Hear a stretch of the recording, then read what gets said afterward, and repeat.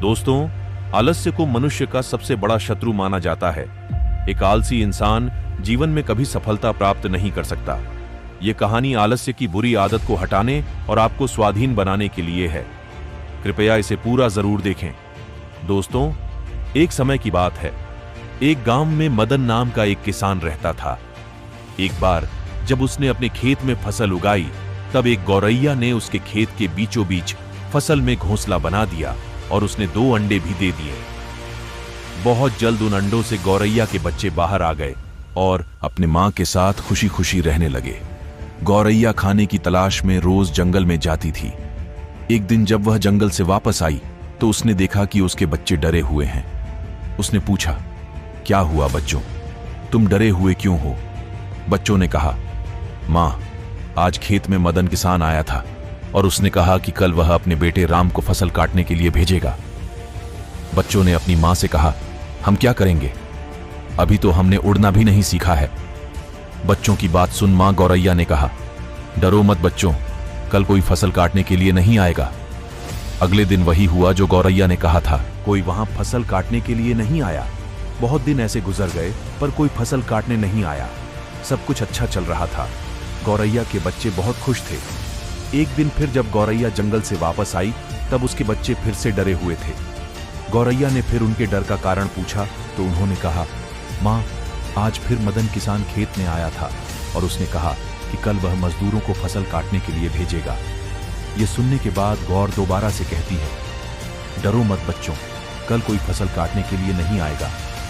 अगले दिन वही हुआ जो गौरैया ने कहा था। कोई वहां फसल काटने के लिए नहीं आया। एक दिन फिर जब गौरैया जंगल से वापस आई, तब उसके बच्चों ने कहा, मां, आज किसान फिर खेत में आया था। वह फिर फसल काटने की बात कर रहा था, पर हमें पता है कि कोई फसल काटने के लिए नहीं आने वाला है मां। गौर ने कहा, पूरा वाक्य बताओ। तब बच्चों ने कहा, मां, आज फिर किसान खेत में आया था और उसने कहा कि मैंने दूसरों पर निर्भर रहकर बहुत समय बर्बाद कर लिया। अब मैं कल खुद आकर फसल काटूं। यह सुनकर मां गौरैया डर गई और कहा, बच्चों, अब हमें यह स्थान जल्द से जल्द छोड़ना होगा और किसी अन्य स्थान पर अपना घोंसला बनाना होगा। क्यों? क्योंकि कल किसान फसल काटने के लिए जरूर आएगा। बच्चों ने कहा, मां, पर किसान ने ऐसा कई बार कहा है, पर प्रत्येक बार कोई भी फसल काटने के लिए नहीं आया है। आप इतने सुनिश्चित कैसे हो कि कल किसान फसल काटने के लिए जरूर आएगा?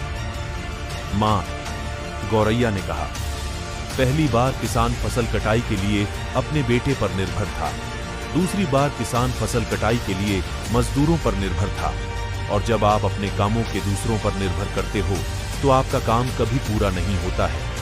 पर तीसरी बार उसने खुद फसल काटने का निर्णय लिया है तो कल वह जरूर आएगा। उस समय तक बच्चे उड़ने के लायक हो गए थे।